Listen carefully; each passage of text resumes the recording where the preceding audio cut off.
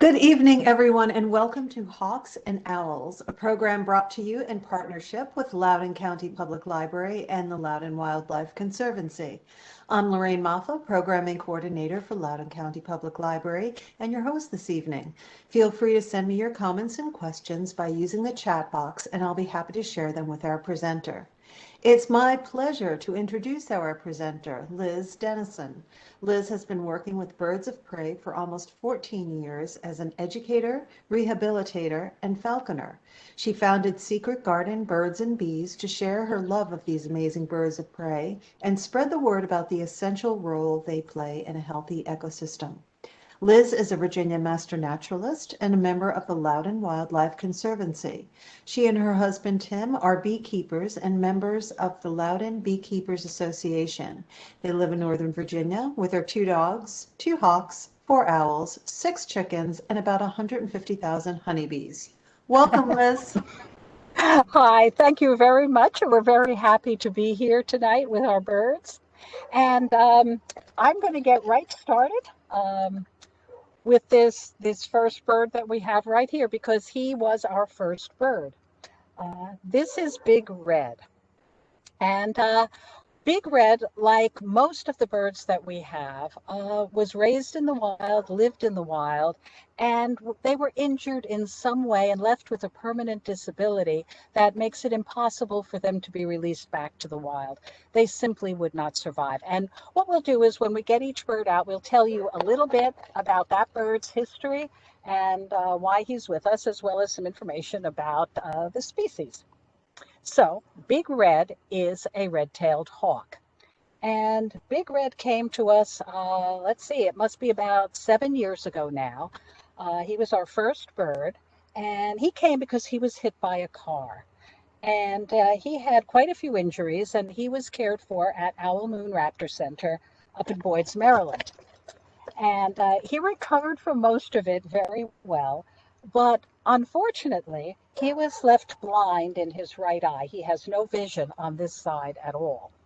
And hawks with only one eye really do not survive well in the wild. They kind of lose their depth perception, they lose track of their prey. They just don't do very well. And so generally releasing them is discouraged. So he will be with us for his life, which can be quite long. I've known red-tailed hawks in captivity to live to be about 30 or 32 years old. In the wild, it would probably be only about half that because life in the wild is difficult. So this is Big Red, and Big Red is trained as a falconry bird. He is trained to fly free and return to me. But today he's a little bit agitated, so I'm not going to keep him out too long. I'm going to go ahead and share my desktop here, and we're going to go through some information about red-tailed hawks. Okay, so red-tailed hawks are the largest hawks. I hope everybody's seeing that, okay. Red-tailed hawks are the largest hawks in our area. Only the eagles and ospreys are a bit bigger. And they're easily identified usually by their beautiful red tail, as you can see in that picture. And that works most of the time, but red tails are really very variable, from very light to very dark, and not all of the markings are always the same. So a better way to identify a red tail is by these dark marks along the top, the leading edge of the wing close to the body. Those are called patagial marks. And red-tailed hawks are the only hawks I know of that have them. And also this darker belly band that goes right across here.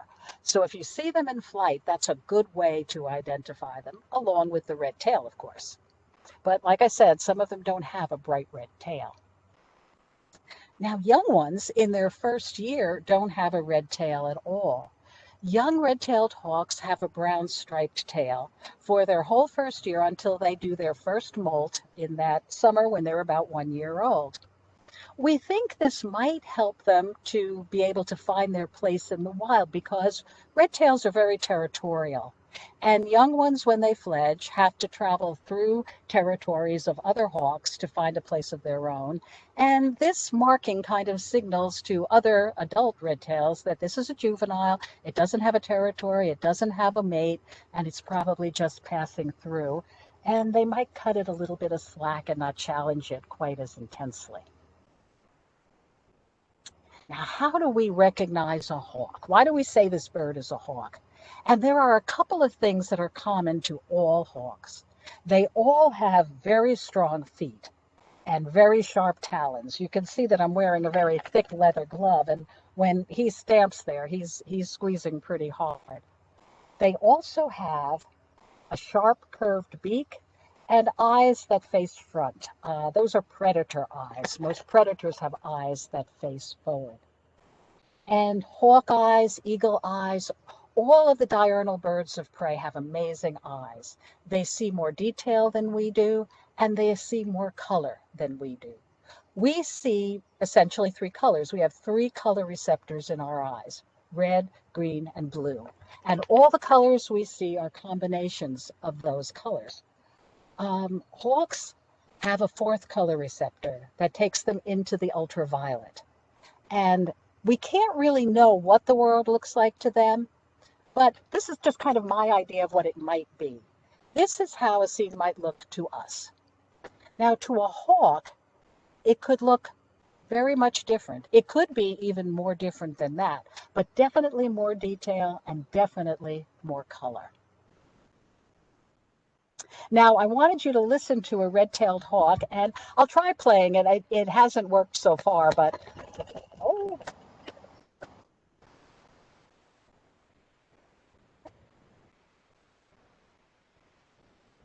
Let's stop it here. I don't know if this will work.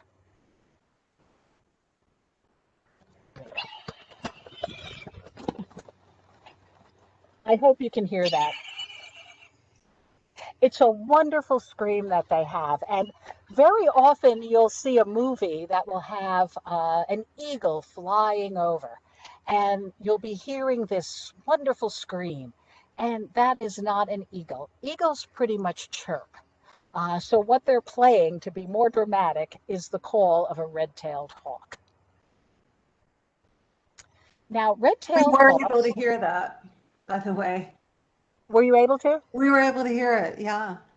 Okay. Um, That time we were actually playing it from my cell phone. oh, okay, that's why. But You'll it probably works, so get to it's this, good.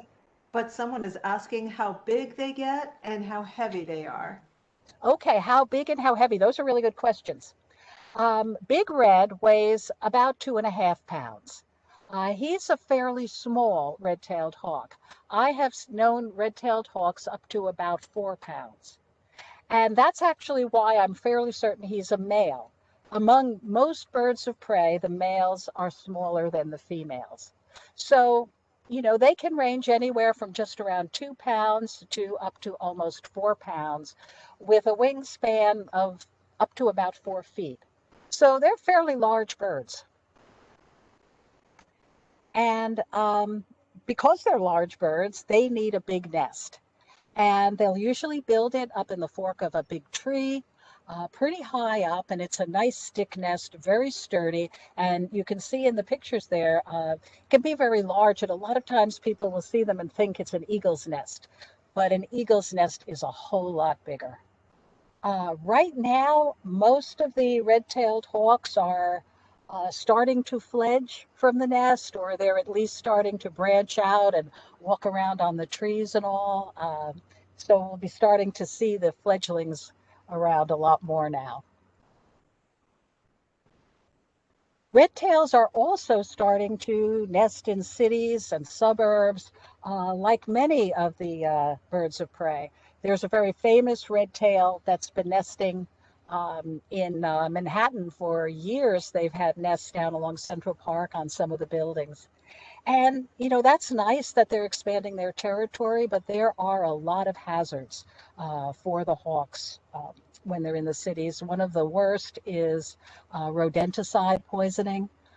In the cities, they're trying to control rats and mice, and they use rat poisons for that. And unfortunately, those poisons don't kill rodents right away.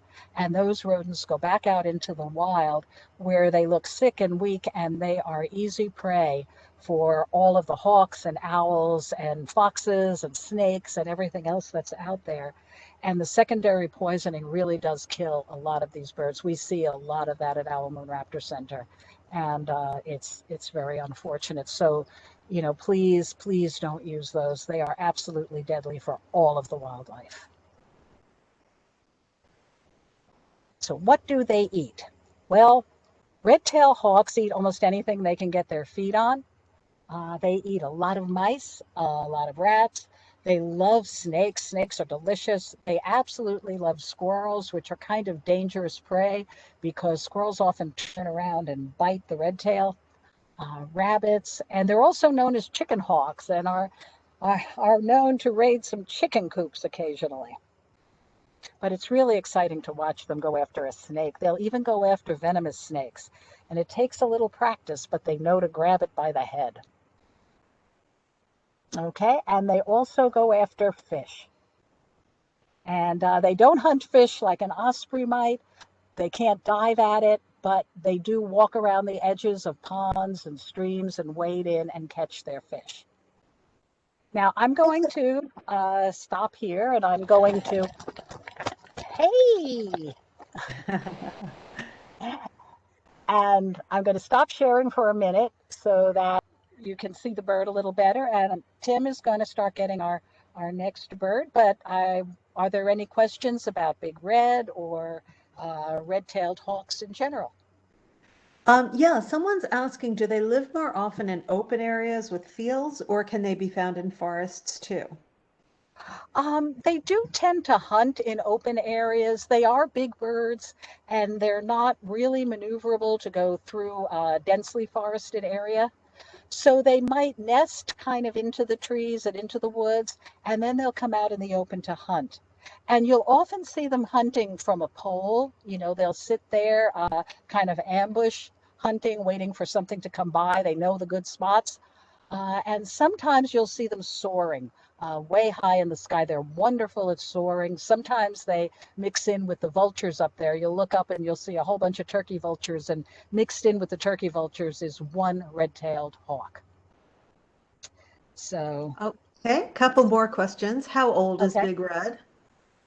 Well, I think Big Red is about 9 years old. I've had him 7 years, and he was an adult when I got him, but we think he was a young adult by his molt pattern. The way they lose and replace their feathers indicated that he was fairly young. Oh, and agitated. So I think he's about 9 years old now. Okay, and what kind of range do they have? What kind of range do you mean in terms of territory or the size? I'm not sure what the You know, intent was of the or question. well, they are all throughout the United States. They're a North American bird, so they're Okay. pretty much all over. And as far as their territory size and all goes, that really depends on how much prey there is. When there's a lot of prey, they can live fairly close together. When there's not, they will defend a larger territory. Do the males stay with the young like eagles? Yes, the males do participate in even in sitting on the eggs. The female does most of the brooding and most of the feeding of the young, but the males will participate too. And while she's sitting on, he'll hunt, but he does give her some breaks. And they will care for the young and feed the young, especially as Um, they get a little bit older. has Redtail shed his skin one time? He has molted his feathers. At this point, he has probably molted all of his feathers at least once. Some years he drops a lot of feathers, some years fewer, but usually about two at a time. And he is just starting to do that now. This is the season for the molting. So he's just dropped one tail feather and one wing feather so far. Okay. What sort of population numbers do they have in Leesburg or Loudoun County? Oh, in Loudoun County, there are a lot of them, and I'm trying to remember from the Christmas bird count data that I looked at. Um, I think that somewhere around, oh, I'm guessing here, maybe 150 were counted on that one day, just in central Loudoun. There are a lot of them. Um, it's a very healthy population. I think it is a growing population, and they're doing very well here. We talk a lot about how many birds are being lost. A quarter of the birds in the world, or a quarter of the birds lost since 1970. But that really doesn't apply to many of the raptors. They are actually doing quite well, and red tails are certainly thriving. But How actual well can numbers, I don't know. how well can they see in the dark? They don't see very well in the dark. We probably see better in the dark than they do, and that's kind of a time that they're most vulnerable. So they're not too happy to be out in the dark, and they will usually find a nice, safe place to roost and, and stay kind of hidden at night from predators out there like great horned owls. What does caring for Big Red entail? What do you do every day to care for him? What do we do every day? Well, caring for him includes cleaning his enclosure. He has a big space to live in. It's about 8 by 12, about 14 feet high. And a lot of that is just scraping poop off the walls, honestly. We have to make sure he has clean water every day and food, which means we have to uh, cut up mice and rats and chicks. And we try to get as close to their natural diet as we can. But fortunately, it doesn't have to be live, and I can get most of it frozen and in Ziploc bags, and then I just thaw what I need every day. He also needs to have his beak trimmed occasionally and his talons trimmed occasionally, and general health checks, weighing, just checking over his feet, checking over his general body condition, and training. He needs to be handled every day, taken out, walked around a little bit, and occasionally exercised. So it's quite a bit. Why does his food need to be cut up? Well, it doesn't actually need to be cut up. It depends on the size of it. So a regular mouse, he can swallow whole. Um, Not to get too gross here, but we usually remove the intestines and the digestive tract um, just to be a little bit safer with the food. If it's something larger, then we might have to cut it up into pieces that he can manage. But he can certainly tear his food apart. That's not a problem. A lot of times we cut it up because we're doing training and reinforcement. So the only reward for him is food. He doesn't respond to being petted or to praise. So we cut up little tidbits, and when he flies to me properly, he gets a tidbit. And so that's another reason for cutting it up. How soon can they fly after they hatch? Um, they can fly, they're all full grown in just a little bit over a month.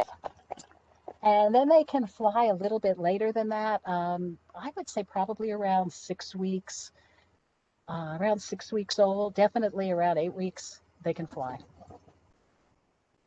Okay. Someone writes that they have a red-tailed hawk in their backyard. Is there anything Mhm. they can do to make the yard better for him? Well, it's the same thing you can do to make the yard better for any wildlife. Keep it as natural as possible. Have natural, native plants are really important because if you want to keep the red tail around, it has to have something to eat. And if you have native plants, if you have a few brush piles, if you can have an area that you don't mow very often, leave some old dead trees are good. Things like that are what you need to do to keep them around. And definitely don't use rodenticides, and try not to use insecticides either. All of that is harmful. And if you have native plants, it will be easier to avoid the insecticides and things. They'll grow just fine here. Do they stay in a nest for Okay. long periods of time, or are they nomads? And They move around a lot. They are pretty faithful to a territory, and they don't really migrate here. Oh my goodness. I think he has to go back. He's getting a little overexcited. There we go. Don't hang there. You're embarrassing.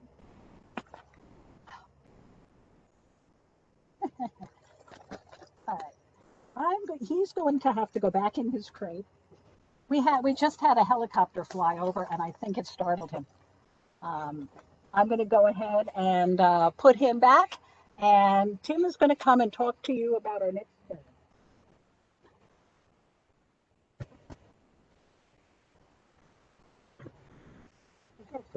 Around like crazy. Hi, this is Scarlet. She is a barred owl, B-A-R-R-E-D.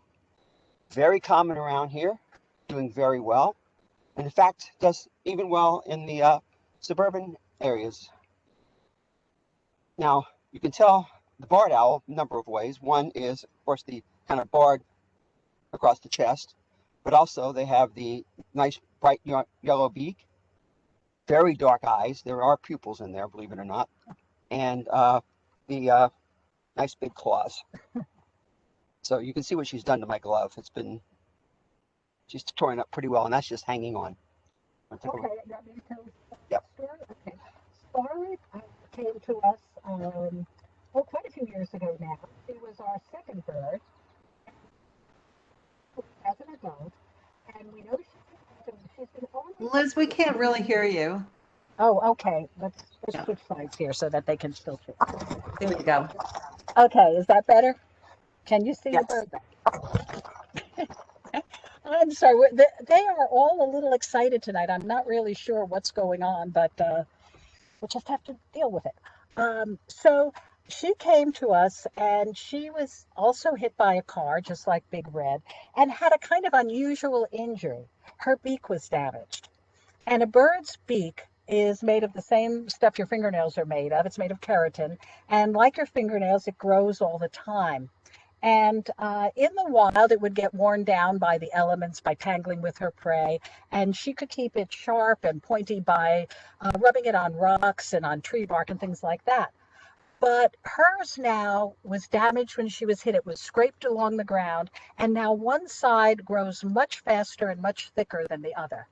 And we don't think she could manage that in the wild. We think it would become so crooked that she wouldn't be able to eat and she could starve to death. Now, in captivity, we can trim her beak using a Dremel. It doesn't hurt her any more than cutting our fingernails hurts us. And we can keep it in good shape and kind of sculpt it to the way it needs to be.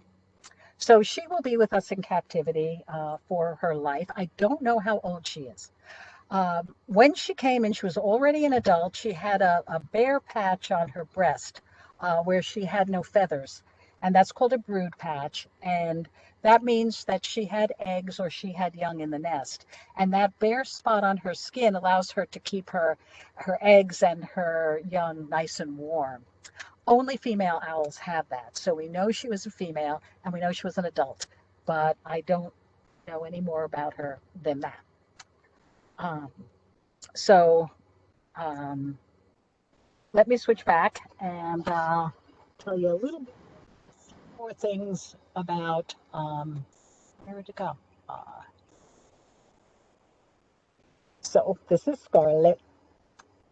And I want to talk a little bit when I talk about owls, things everybody is always interested in their eyes. Owl eyes are really, really big. They go all the way to the back of the skull, tubular shape, Liz, can and you they move need to. over a bit in front of the speaker? I'm, yeah, I There need you to be go. over here. Perfect. And yeah, well, you can move a little away with her for now, and I'll talk about this. Um, so their eyes are really, really big, and they need to be big to take in all the light at night so that they can have their excellent night vision. And besides having these really big and wonderful eyes, they're they are forward facing, even more so than the hawk.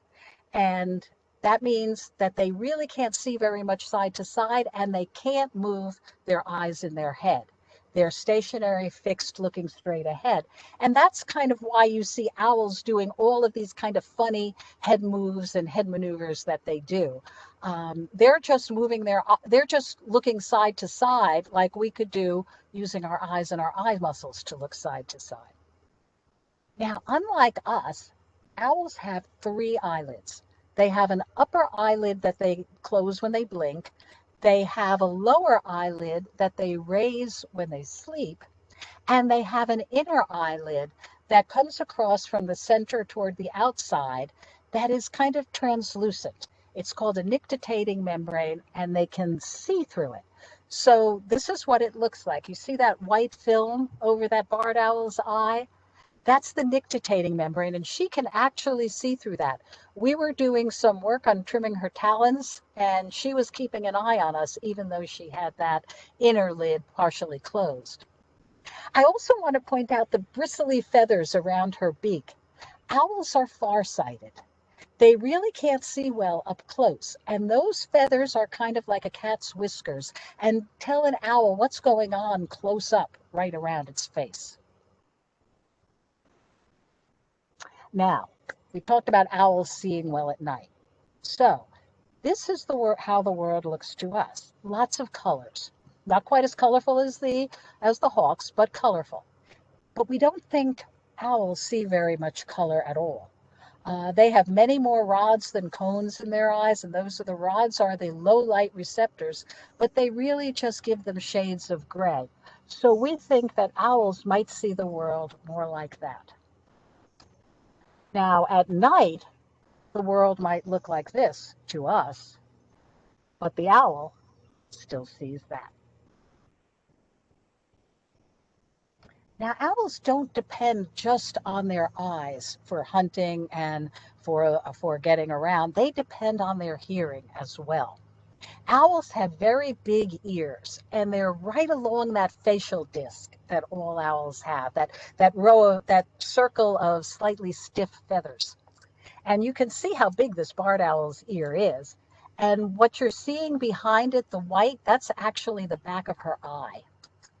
Now, these ears are very sensitive. Owls have amazing hearing and actually do most of their hunting by sound. They listen for their prey, and that's how they can find it under leaves and snow and hidden under the ground. Owl feet are interesting too. They have the same talons that hawks have, but hawks have 3 toes forward and 1 toe back like many birds do. Owls can have 3 toes forward and 1 back, but they have 1 toe that they can swivel around so they can have 2 forward and 2 back for grabbing their prey, for climbing, for perching, however they want to configure it. And owl feathers are special. When most birds fly, you can hear them when they take off. It's a kind of a flap, flap, flap sound. Not owls. Owls are absolutely silent. And they are silent because their feathers are a little bit different. Most birds, the edges of their feathers are all kind of zipped together. They almost look like a knife edge. But owl feathers have these wonderful little fringes that look almost like eyelashes on the leading and trailing edge of their feathers. And that changes the airflow over their feathers to make it absolutely silent.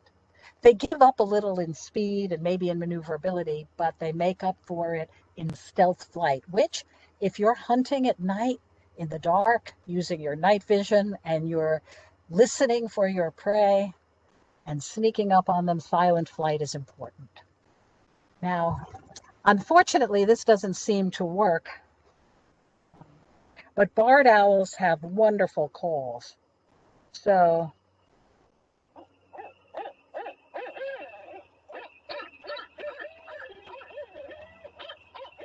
this is what we hear every night in our woods.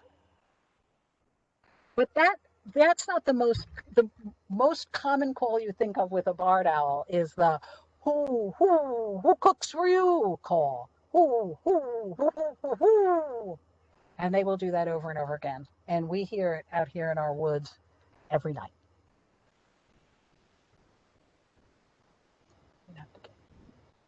Okay. Barred owls are creatures of the forest, deep forest, old growth forests. They like to nest near water. They love to find a hole in a big old sycamore tree or something like that. Love tree cavities.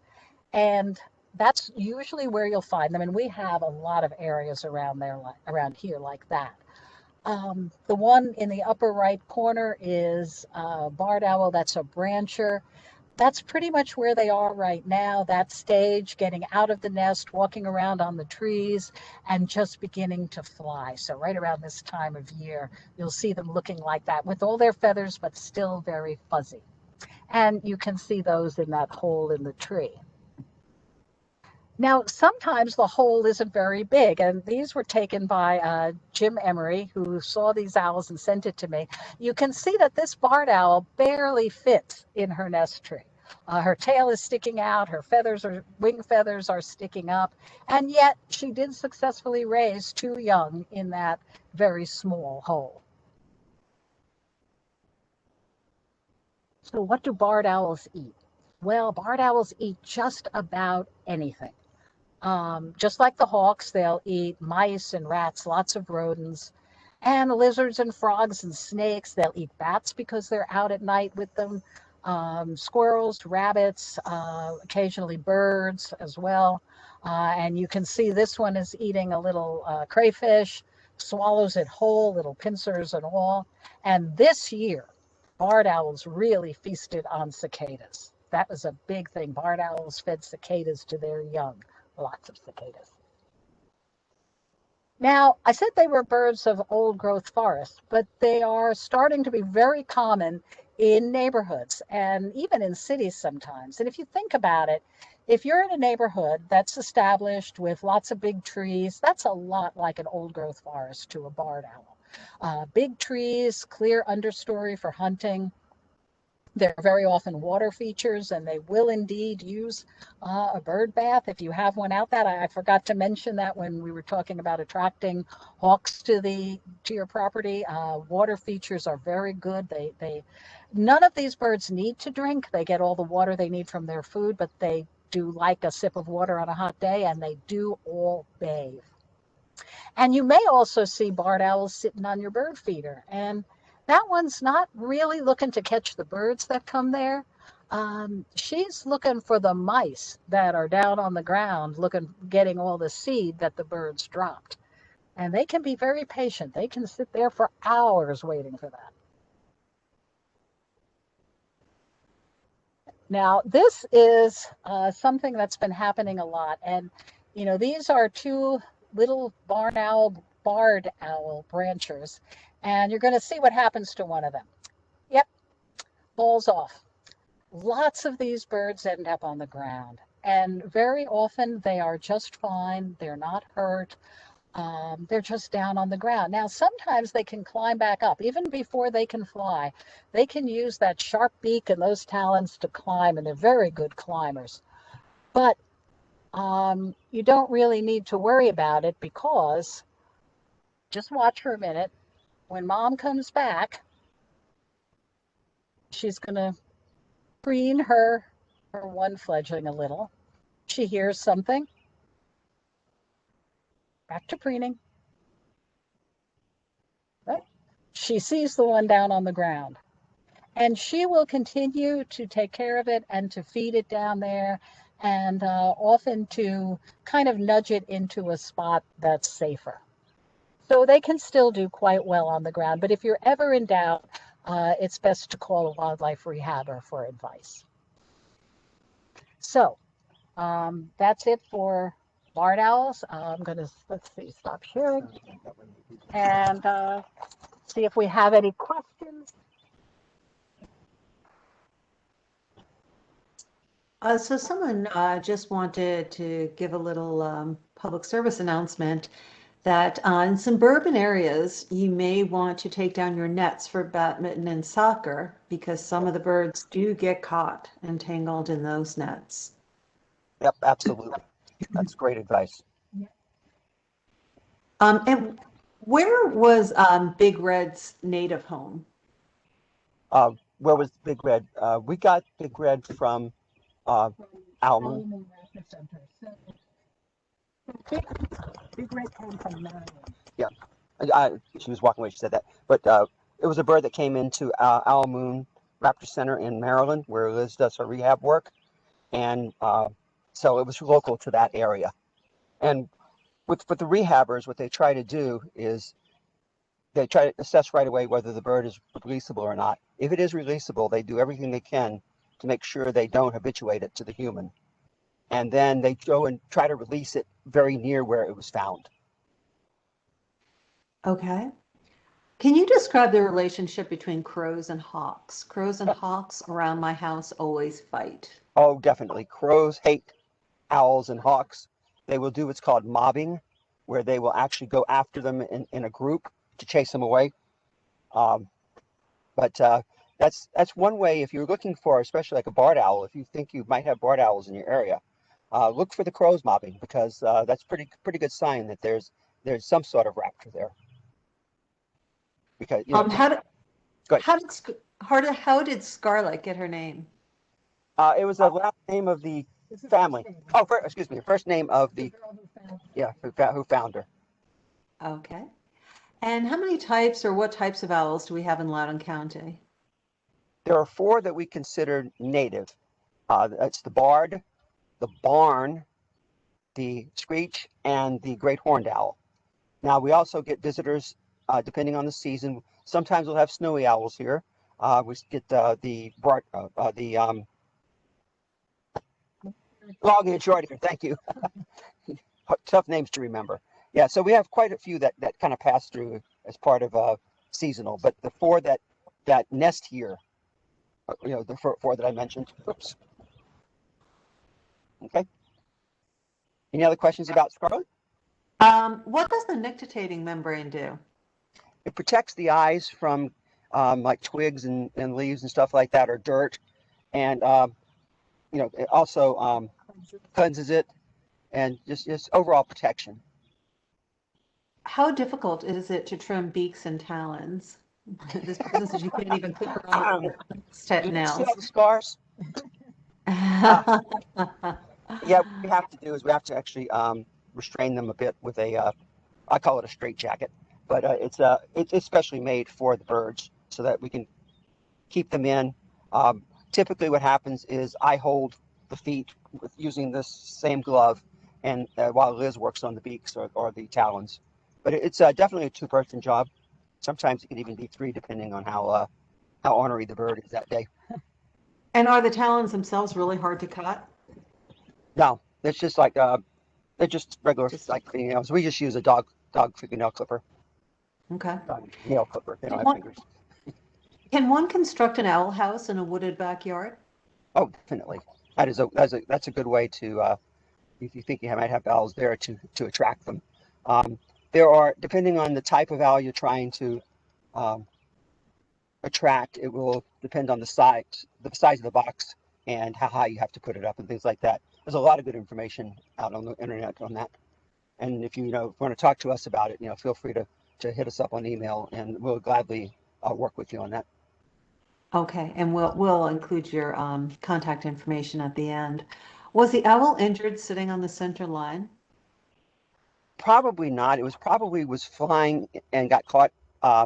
What happens is people throw out food. They think they're being nice, eating the wildlife, or just trash. I was trying to be nice, but then what happens is that attracts the rodents. They see the rodent, they get fixed on it, and they just go. And if there happens to be a car in the way, it's bad news for the owl. But it's a surprising number that are injured that way. Can birds recognize you since you have taken care of them for so long? That's a hard one to answer. They do recognize us, but there's nothing. It's a trust relationship more than anything else. We feed them. They know that. When we do the trimming of the beak and the talons, we kind of lose some of that trust as well. So it's all about trust. It's not these are not pets. These are definitely wild animals. Mm-hmm. Will you let this owl mate? No, we that requires yet a different federal permit to do. and we're not set up to do what they call propagation. Yeah. Is their lifespan and development the same as hawks? For instance, when they fly and mate? Yeah, but for the most part, the barred owl is pretty close in Yeah. timelines to the red tail. Okay. Any other questions for now? I think I got all of them. If I didn't, type it again. It was all. A lot of Okay. people are in love with Scarlet. She really is precious. Everybody loves Scarlet. Yeah. But now, can you see me? Okay. So now I have Hodor, and Hodor is a great horned owl. And we were talking about the crows mobbing the owls and hating the owls and all. And one of the things I do with Hodor is I take him for walks around through the woods back here and down near the creek. And lately, I haven't been able to do that because there's a barred owl nest there now. And the barred owls have been attacking us. They don't want to see a great horned owl anywhere near their nest because great horned owls will actually prey on barred owls. So it's been very exciting around here. And so now we have to kind of stay away from the woods and stay away from the trees and away from the barred owls because I can tell you barred owls hit you pretty hard. So Hodor, as I said, a great horned owl. He is the largest of the owls that we have around here year round. And the snowy owls are comparably sized, possibly a little bit heavier, but great horned owls are here all year.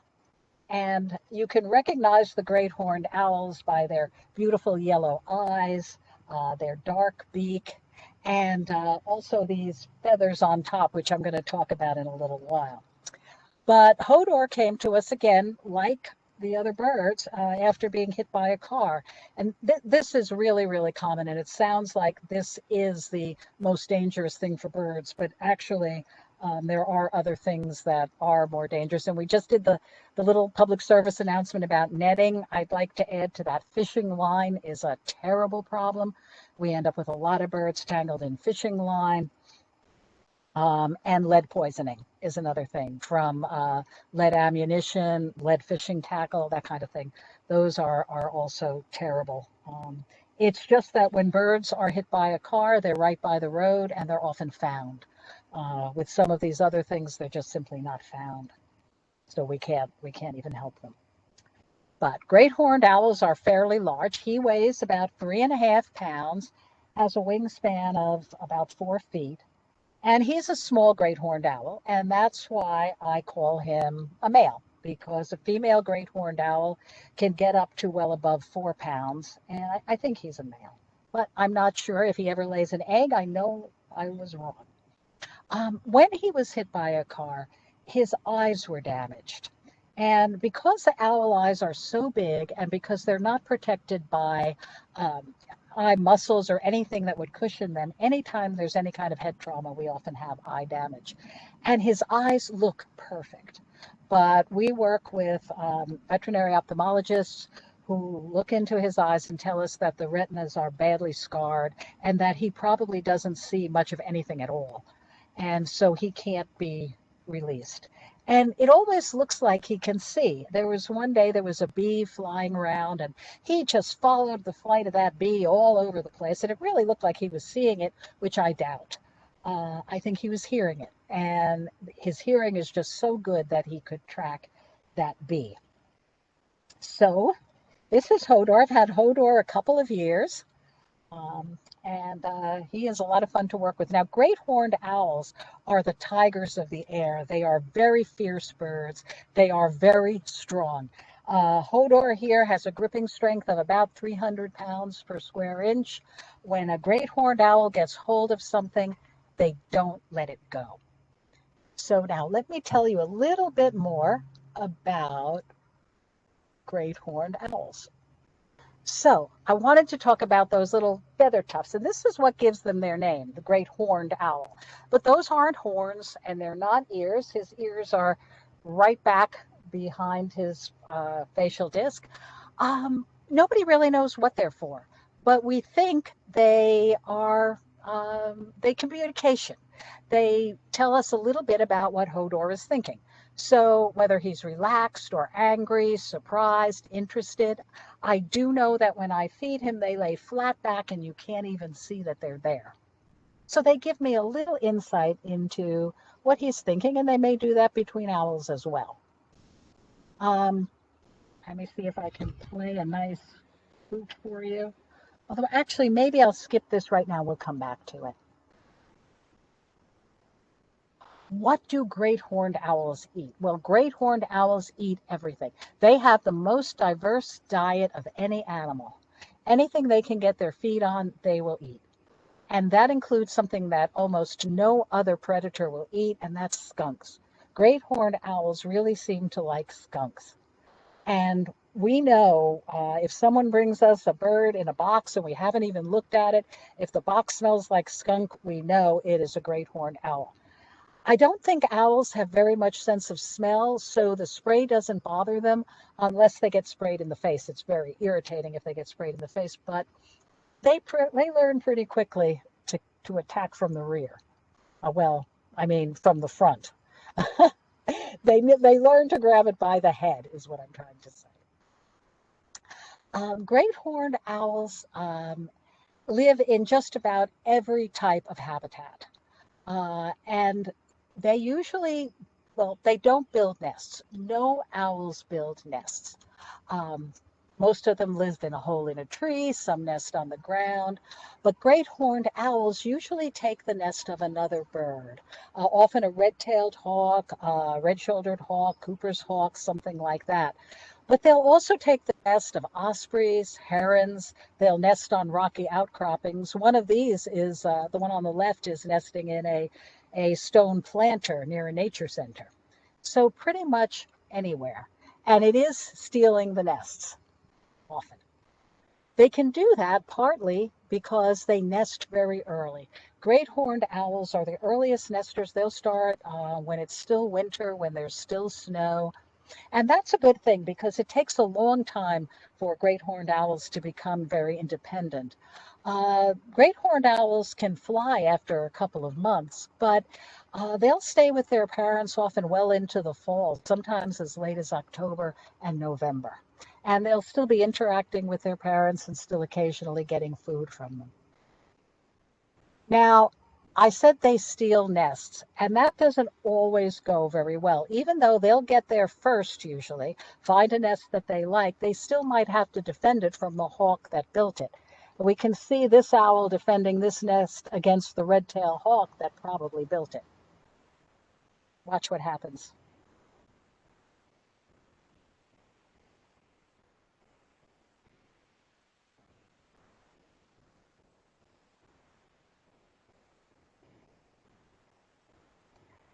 And those fights can be pretty intense. They often end up on the ground injured. I suspect the owls usually win because by the time the hawks come back, it's a pair of great horned owls that are already established there. But we do see injuries like this. Unfortunately, I can tell you that both of these were injured, but both recovered and were able to be released to go fight another day. Now, you would think that that would mean that red-tailed hawks would stay far away from great horned owls, and to some extent they do. But you can see in this left picture here, if you can hear me over the airplane, that there's a red-tailed hawk's nest on the left, and then in the middle there's a great horned owl nest, and then there's herons nesting in the far right. And the nest cams that we have are wonderful, and they're telling us a lot of things about what's going on. So, those 6 pictures on the lower side there, in 2013, there were great horned owls in a nest that was probably built the year before by some red tails or some red-shouldered hawks. In 2014, the red tails came back to that nest, and took over again. In 2015, great horned owls used it, but didn't refurbish it or keep it up, apparently. And it collapsed until the red-tailed hawks came back to fix it up in 2017. So there's a lot of exchange of these nests, and it's just interesting to me what we're learning as we have cameras on these nests and see what's really going on. To get, but red-tailed hawks are not the only birds that great horned owls have to compete with. This little family of great horned owls is actually competing with this goose over this nest site in this hole in a tree. And until I saw these pictures, I didn't even know that Canada geese would nest in trees. And after doing some research, I found that actually they do. And it's not all that rare. So this is just another interesting thing in the competition for a good nest site. So about right now, the great horned owl babies are looking like that. So that is still just a little fledgling, and it already has the great horned owl attitude. Okay. So I'm going to stop sharing and see if you have any questions about Hodor here, or great horned owls. They all like the trees. They all want to go do some flying. Do the owls and hawks make for one season only, or are they monogamous for life? Oh, these are mostly monogamous for life. They, of course, will find a new mate if one mate dies, but they do mate for life, and they are quite faithful to their mates. There's some question sometimes about whether it's mate fidelity or nest fidelity in some species, but they do stay together. Now, you won't always see them together all year. They'll stay on their territory. They'll be very well aware that their mate is there. But they won't always roost together, and they won't always hang out together until they start courtship again, back in the fall or the winter. And if you can see what he's doing, he's a little warm from flapping around like he's been doing. And so he's panting to cool down, just like a dog would pant because he can't sweat. Okay, you How old is Liz? How old is he? Yes. I'm not sure. I think he was about 2 years old when I got him, and we've had him for about 2 years. So I think he's about 4 years old. It's a little hard to tell, once they are adults, it's a little hard to really judge the ages. Out of the birds you showed us today, which one is the most common? That's kind of hard to say. It would be absolutely a guess, because we do a lot of bird counts. We do Christmas bird counts, backyard bird counts, migration counts. And they seem to favor the hawks. We get much higher numbers on the hawks, but that's just because not that many people are counting at night, and the owls are much harder to see. There are a lot of barred owls. There are a lot of red-tailed hawks. And red-shouldered hawks are big numbers too. Cooper's hawks. It's really hard to estimate the numbers. We can look that up, and you'll find different estimates, sometimes widely differing estimates. So hard to say. But these are all common here. That I can say. I'm not sure I understand this question. Someone's asking, why do they only change nests on years and not 2 years or something? Well, what happens is if a red-tailed hawk builds a nest, they'll use it for that year, and they'll want to use it for the next year. But what can happen is it could get taken over by a great horned owl. And if the great horned owls take it over, they don't refurbish it. They don't put new sticks. They don't strengthen it. So after their use, it's often not in very good condition. And so they might not use it the following year. And what a red-tailed hawk might find it and say, well, we got all the good sticks. We got, a good place. We'll rebuild. So they will try to use red tails and most of the hawks will try to use the same nest year after year, or at least be nearby.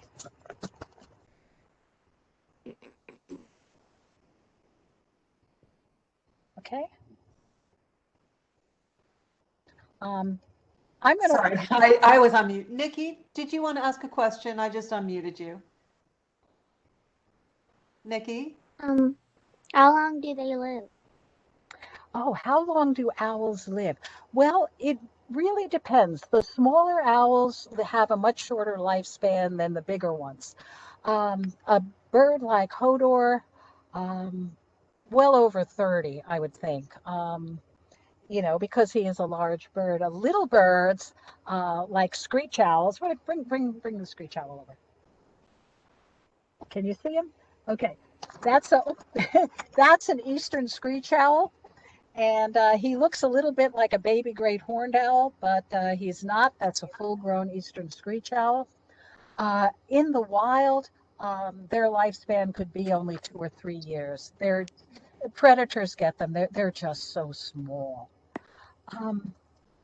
But it's interesting to talk about lifespan with these birds, because among birds of prey, anywhere from 60 to 90%, depending on the species, die in their first year. They just don't make it through their first winter. They don't make it to adulthood. So that kind of skews the numbers a little bit too. How do you become a raptor rehabilitator? What training do you need? To be a rehabilitator, to be a volunteer at a rehabilitation center, you just need to have the desire and the commitment to do it. To actually be licensed requires a 2-year apprenticeship. And so you would need a sponsor, you would need to do the apprenticeship for 2 years.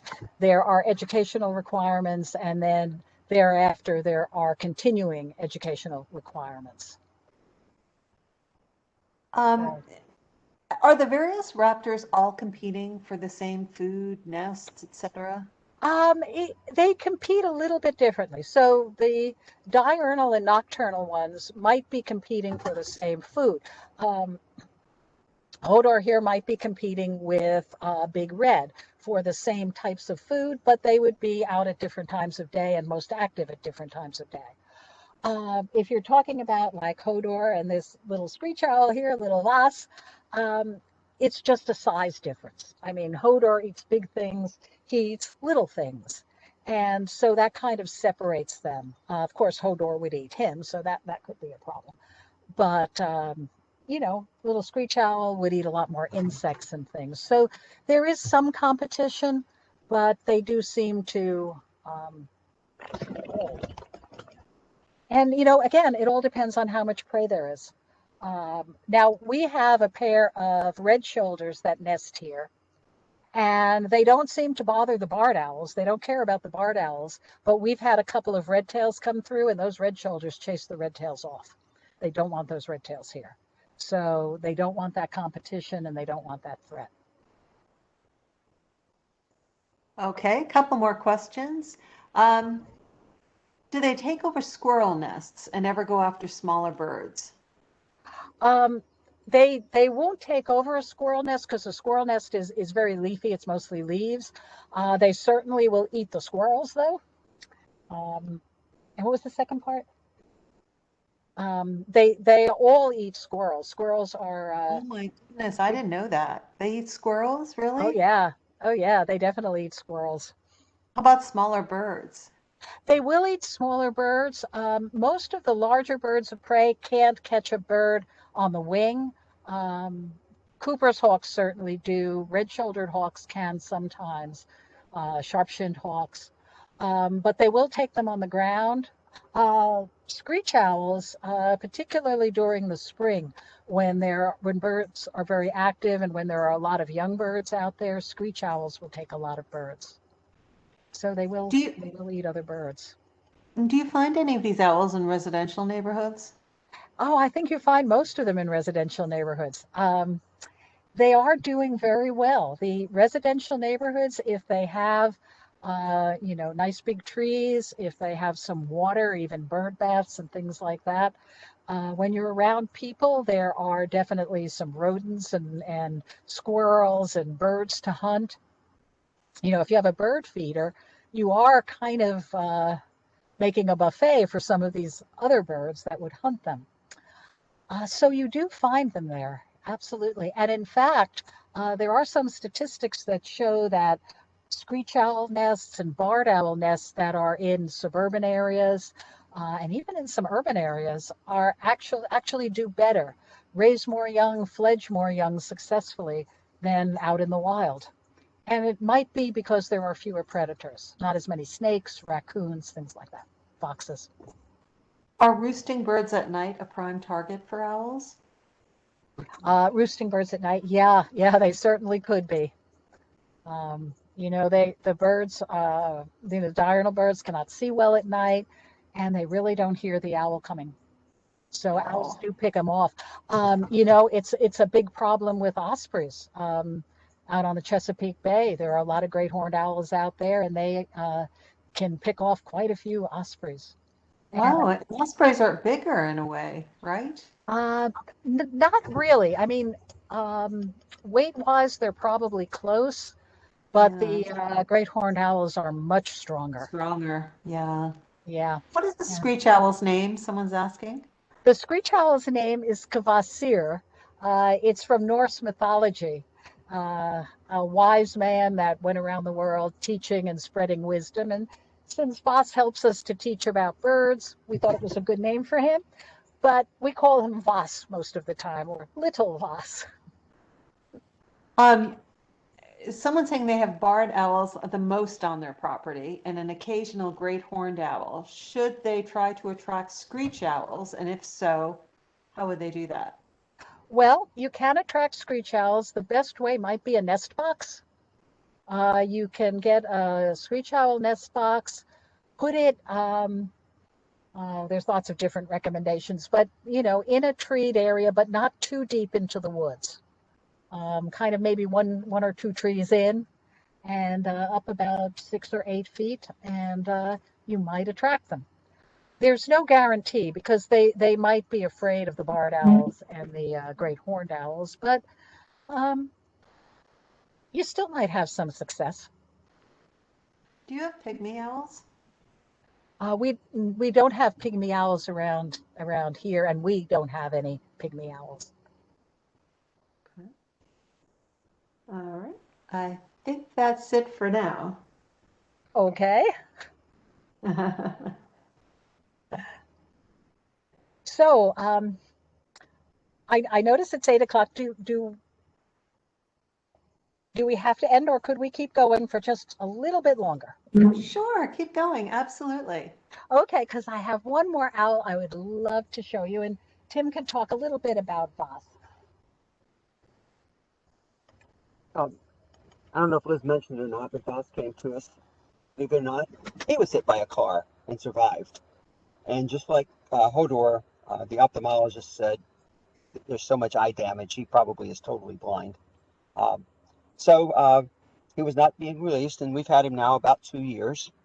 He came to us grown, so we figure he's at least 4 years old. In captivity, he'll live to be about 10 or 12. In the wild, however, I think Lindsay mentioned 2 to 3 years is typical because everything preys on them. I don't know if you heard that owl call just now. That was real. That was not us playing a recording. You'll probably hear the barred owls in the background here shortly. Voss will eat anything that all other owls eat except very small. This time of year, they really feast on insects. So I don't know how many cicadas he got, but he probably got a few.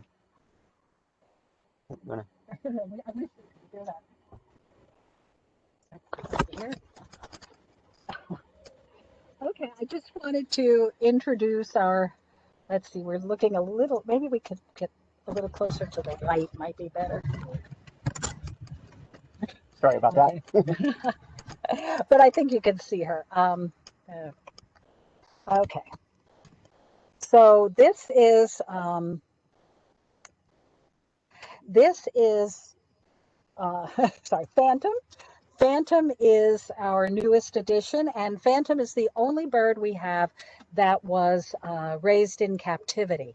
Phantom is a barn owl, and she was raised in captivity because we are losing the barn owls from around here. Barn owls are birds of open spaces, meadows, pastures, grasslands, marshes, things like that. And that's a lot of the land that we're losing. And so we're kind of losing the barn owls. We're also losing them because of nesting sites. In the wild, they would nest in holes in big trees, in rocky outcroppings, and around people, they really do like to nest in barns and silos and all of that kind of thing. So that's uh, that's why we're losing them. And we decided we wanted to have one to tell people about them and to encourage them to, if they have a suitable habitat like that, some open space for them to hunt, to put up barn owl boxes. We put a barn owl box in one of our silos here. And the very first year we put it up, we had barn owls in it. And quite a few of the silos around us now have barn owls. So it does work, and they are fantastic for controlling the rodent population. Barn owls will eat a lot of mice. This little girl here will eat 3 big mice a day. If we had a pair of them, they would eat 6 mice. And if they had young in the nest, the young can eat a lot of mice. The young can eat 6 or 9 mice a day. And they have a lot of young, typically 6 in a clutch. This year we just banded a nest, new birds in a nest, 10 young. So, can you imagine all the rodents that they would be consuming? Farmers actually love to have them around. They work great at vineyards as part of the integrated pest management. So I just wanted you to have a chance to meet her and see how beautiful she is. Beautiful. And barn owls are unique. They are the only owls with this beautiful heart-shaped face. They are they are everywhere in the world. They are on every continent except Antarctica, and they are just special. So um, let's see. Let's see if I can get back to sharing for a minute here. So we had a few things on screech owls that I'll just uh, kind of skip through. I wanted to show you one thing about screech owls because we talked about how small they are and how dangerous it is for them out there. And screech owls stay hidden. There are probably a lot of screech owls out there, but you don't usually see them, and they really depend on camouflage. Their feathers look exactly like the bark of a tree, and they can just hide by standing up against the trunk. But they also have this that they do. So watch this little red colored one. He hears something and he makes himself very skinny, closes his eyes so he looks just kind of like a branch. He just kind of vanishes into the plants. And that's a way that the screech owls defend themselves because even though they have a very sharp beak and sharp talons, they still are so small. That's neat. Isn't that cute? Yeah, it's really neat. The sounds are not working, so I'm just going to skip over this. Someone's asking, they say they have a small forested area behind their house in Round Hill. Is there any way to know if they have owls in their area? Or can they just assume they are out there and we don't know it? Well, they could be out there and you don't know it. One thing you can do is first of all, walk around and see if you can find any owl pellets. Owls eat their whole prey. They eat everything, bones, skin, fur, feathers. But they can really only digest the meat. So their stomach compresses what they can't digest into a little ball and they regurgitate it. And it looks a little bit like a hairball from a cat. And you can find these underneath the trees where the owls are. They're a little hard to find. You have to kind of look really closely. And from the larger owls, they can be quite large. They can be like 2 inches long, so they can be quite large. Screech owl pellets are hard to find because they're small, but still worth looking. You can try calling the owls. There are lots of apps on the phone that have the owl calls, and you can go out and you can play those calls, and you can start with the screech owl. Start with the smallest owl that you think might be there. Because if you start with a great horned owl call, all the other owls are going to be quiet because they don't want the great horned owl to find them. So play the call, play it a couple of times and wait, then maybe play it a few more times. Don't overdo it because, you can, owls are territorial. You don't want them really getting agitated that there's another owl around, but you can try it a few times and sometimes you'll get a response. That's another way. And another way is to watch the crows and the songbirds.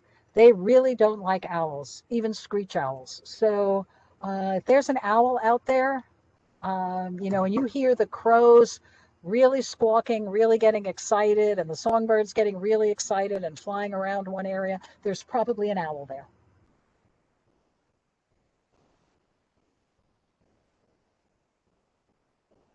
Okay. Okay. Any other questions?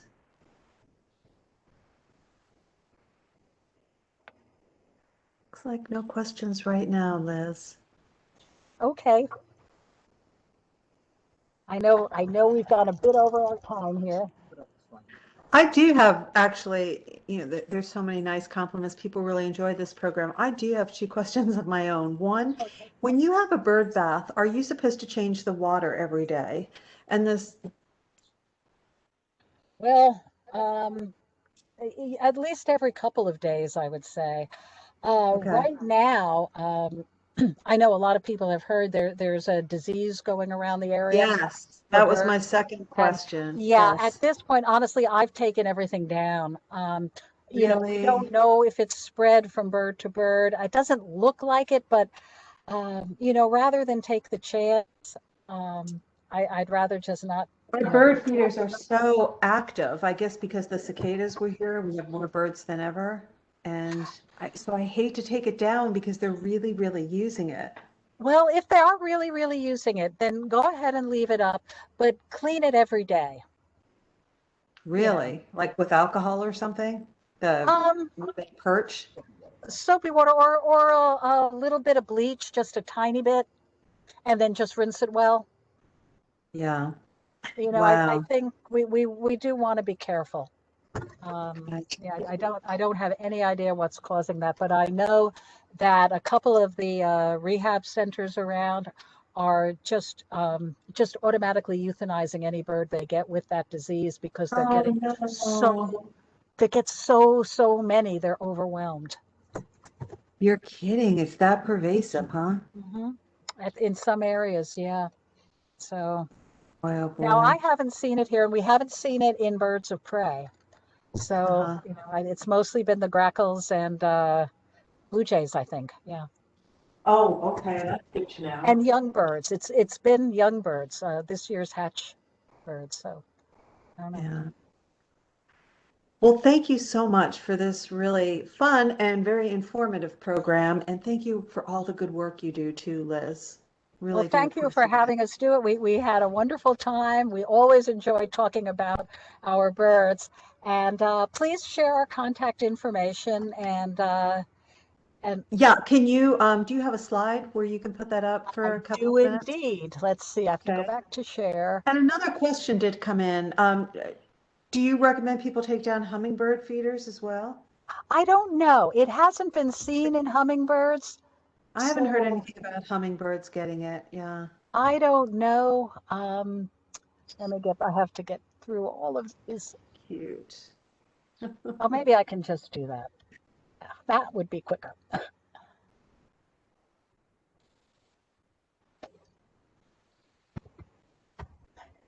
Okay, so And I'll type it in here too. okay, so this is our website. www.secretgardenbirdsandbees.com. And we're on Facebook as Secret Garden Birds and Bees. And we are a small 501c3 all volunteer organization. So, please visit us. Visit us on Facebook. We try to post interesting things almost every day about all the wildlife around you. And people can also get in touch with the Loudon Wildlife Conservancy, right? Yes, absolutely. Okay. And I will get their website in just a second. And one other thing, on our website, there is a button you can click on that says Get Help for Wildlife. And that will give you links to wildlife rehabilitators and resources in your region. So that's really helpful. Okay, I think Nikki had one more question. Nikki, did you have another question? Oh, it wasn't a question, just to say this was a great presentation. We love owls. We do too. Thanks for joining us, Nikki. Sure, thank you for having us. Sure.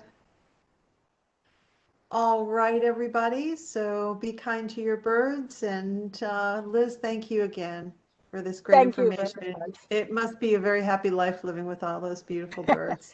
It is. Take care, everyone. We'll see you next time. Bye-bye. Bye-bye.